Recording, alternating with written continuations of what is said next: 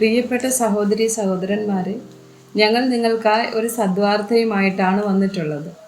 2025 ജനുവരി 1 മുതൽ 365 തലക്കെട്ടുകൾ ഉൾപ്പെടുത്തിക്കൊണ്ടുള്ള വർഷം മുഴുവൻ പ്രാർത്ഥിച്ച് ധ്യാനിക്കാനുള്ള വചനങ്ങൾ ഞങ്ങൾ പങ്കുവയ്ക്കുന്നു.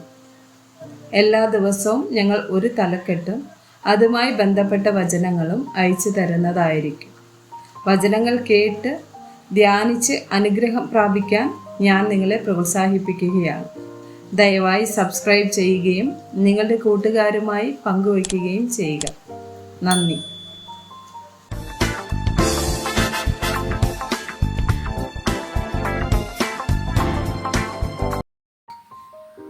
ദിവസം 245. അമിതമായ ദുഃഖം. സങ്കീർത്തനം 142 വചനം 3. എൻ്റെ ആത്മാവ് എൻ്റെ ഉള്ളിൽ വിഷാദിച്ചിരിക്കുമ്പോൾ നീ എൻ്റെ പാതയെ അറിയുന്നു. ഞാൻ നടക്കുന്ന പാതയിൽ അവരെനിക്ക് ഒരു കണി ഒളിച്ചു വച്ചിരിക്കുന്നു.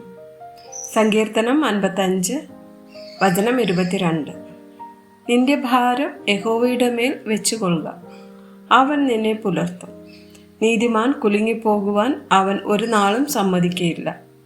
സങ്കീർത്തനം 18 4 മുതൽ 6 വരെയുള്ള വചനങ്ങൾ. മരണപാശങ്ങൾ എന്നെ ചുറ്റി, അഗാധ പ്രവാഹങ്ങൾ എന്നെ ഭ്രമിപ്പിച്ചു. പാതാളപാശങ്ങൾ എന്നെ വളഞ്ഞു, മരണത്തിൻ്റെ കണികളും എന്നെ തുടർന്നു പിടിച്ചു. എൻ്റെ കഷ്ടതയിൽ ഞാൻ യഹോവയെ വിളിച്ചപേക്ഷിച്ചു. അവൻ തൻ്റെ മന്ദിരത്തിൽ നിന്ന് എൻ്റെ അപേക്ഷ കേട്ടു. തിരുമുമ്പിൽ ഞാൻ കഴിച്ച പ്രാർത്ഥന അവൻ്റെ ചെവിയിലെത്തി. 2 കൊരിന്ത്യർ 1:8-9 വചനങ്ങൾ.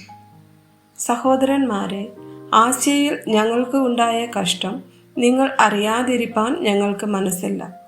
ജീവനോടിരിക്കുമോ എന്ന് നിരാശ തോന്നുമാറ് ഞങ്ങൾ ശക്തിക്ക് മീതെ അത്യന്തം ഭാരപ്പെട്ടു. അതെ, ഞങ്ങളിലല്ല, മരിച്ചവരെ ഉയിർപ്പിക്കുന്ന ദൈവത്തിൽ തന്നെ ആശ്രയിപ്പാൻ തക്കവണ്ണം ഞങ്ങൾ മരിക്കും എന്ന് ഉള്ളിൽ നിർണയിക്കേണ്ടി വന്നു. യെശയ്യാവ് 43 വചനം 2. നീ വെള്ളത്തിൽ കൂടി കടക്കുമ്പോൾ ഞാൻ നിന്നോട് കൂടെ ഇരിക്കും. നീ നദികളിൽ കൂടി കടക്കുമ്പോൾ അവ നിന്റെ മീതെ കവിയുകയില്ല. നീ തീയിൽ കൂടി നടന്നാൽ വെന്തു പോകുകയില്ല. അഗ്നിജ്വാല നിന്നെ ദഹിപ്പിക്കുകയുമില്ല. മത്തായി 11:28-29 വചനങ്ങൾ.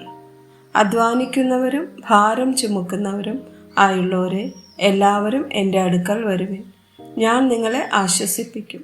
ഞാൻ സൗമ്യതയും താഴ്മയും ഉള്ളവനാകിയാൽ എൻ്റെ നുകം ഏറ്റുകൊണ്ട് എന്നോട് പഠിപ്പിൻ, എന്നാൽ നിങ്ങളുടെ ആത്മാക്കൾക്ക് ആശ്വാസം കണ്ടെത്തും.